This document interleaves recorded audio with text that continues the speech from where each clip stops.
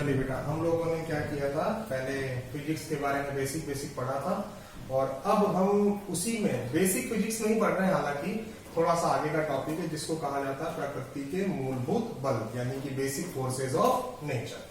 तो जब मूलभूत बल या बेसिक फोर्सेज ऑफ नेचर की बात आ जाती है तो पहले हमें पढ़ना होगा बल। इस बल शब्द को पढ़ना होगा, ठीक है।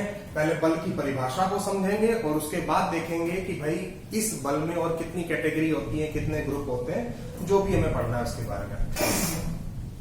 अगर मैं बहुत सिंपल शब्दों में आपसे पूछूं, ठीक है, अगर हम लोग आमने सामने होते तो मैं आपसे जरूर पूछता कि भाई बल की परिभाषा क्या होती है। और मेरे हिसाब से आप सभी लोगों ने पढ़ा हुआ है, किसी चीज को धक्का देना या खींचना क्या कहलाता है, बल कहलाता है ना।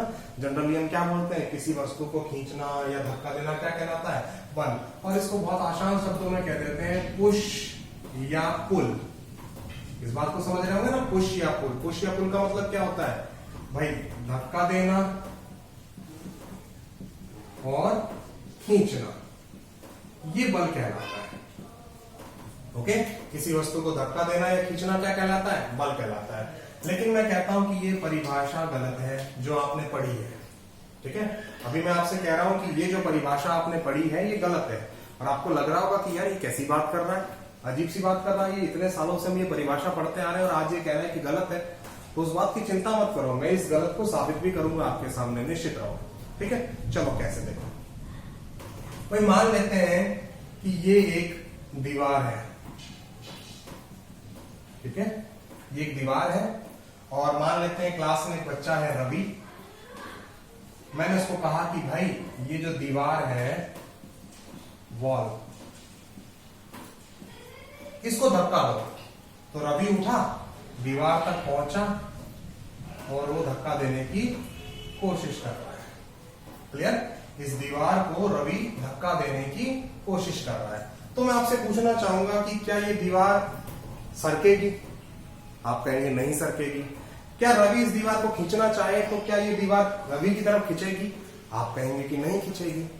तो फिर मैं आपसे पूछता हूं, तो क्या इस रवि ने, जिस रवि को हमने भेजा था एक बाहुबली मान के कि जा भाई बल लगा और कुछ करके दिखा, तो क्या इस रवि ने कोई बल नहीं लगाया? भाई जरा सोच के देखो, हमने परिभाषा पढ़ी है कि अगर धक्का लगेगा या खींचेंगे यानी कि पुश या पुल होगा तो हम कहेंगे कि बल होगा। अब यहां पर उसने पुश किया, पुल किया, लेकिन कोई आउटपुट तो निकला नहीं। तो क्या मैं ऐसा कह दूं रवि ने बल नहीं लगाया? हमने सोचा चलो भाई रवि के पास इतनी ताकत नहीं होगी, हम जितने भी क्लास में लोग हैं हम सब मिल गए, मैं भी आपके साथ मिल गया, सब मिलकर इसको धक्का लगा रहे हैं, यहां से सब मिलकर यहां से धक्का लगा रहे हैं। तो क्या ये दीवार सरक जाएगी? नहीं सरकेगी।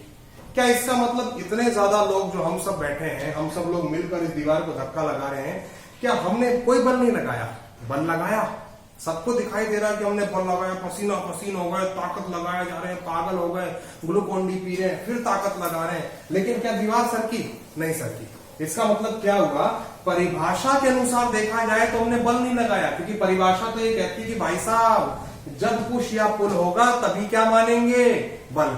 लेकिन भाई साहब यहाँ तो पुश या पुल हुआ ही नहीं, तो परिभाषा के अनुसार हमने बल नहीं लगाया। लेकिन प्रैक्टिकली हमें पता है, बाकी दुनिया देखेगी तो हम कहेंगे कि बल लग रहा है। इसका मतलब क्या हुआ कि भाई यहां पर परिभाषा में कोई ना कोई गड़बड़ है। क्लियर हो रही बात? यहां पर परिभाषा में कोई ना कोई गड़बड़ है, ये हमें समझ में आ रहा है। तो भाई परिभाषा में गड़बड़ क्या है, उस गड़बड़ को ठीक करना होगा। वो गड़बड़ क्या है देखो मैं आपको बताता हूं। असल में परिभाषा क्या होती है बल्कि, जिसको आपको आज से ही याद रखना है, आज से ही आपको ये परिभाषा याद रखनी है। बल्कि परिभाषा क्या होती है? बल्कि बल वह कारक या मैं कहूं कारण है जो किसी वस्तु की स्थिति, आकृति, आकार इत्यादि में या तो परिवर्तन कर दे या करने की कोशिश करे।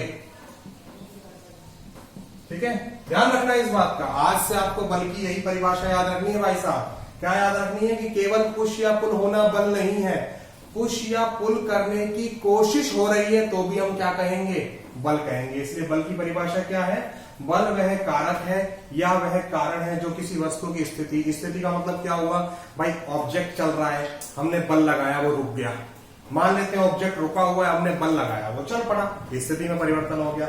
मान लेते हैं कि हमारे पास ये ऑब्जेक्ट है, मैंने इसको मोड़ दिया बल लगा के, आकृति में परिवर्तन हो गया, इसको दबा दिया आकार में परिवर्तन हो गया, बड़ा कर सकते हैं, छोटा कर सकते हैं, मोड़ सकते हैं, सीधा कर सकते हैं इत्यादि में। या तो परिवर्तन कर दें या करने की कोशिश करें। जरूरी नहीं कि भाई मैंने एक मान लीजिए लोहे की रॉड ली, मैंने उसको ताकत लगाई बहुत जोर से, वो नहीं मुड़ रही, तो क्या मैंने बल नहीं लगाया? मैंने बल लगाया। क्यों? क्योंकि मैंने इसकी आकृति में आकार में परिवर्तन नहीं किया, लेकिन कम से कम परिवर्तन करने की कोशिश तो की है ना।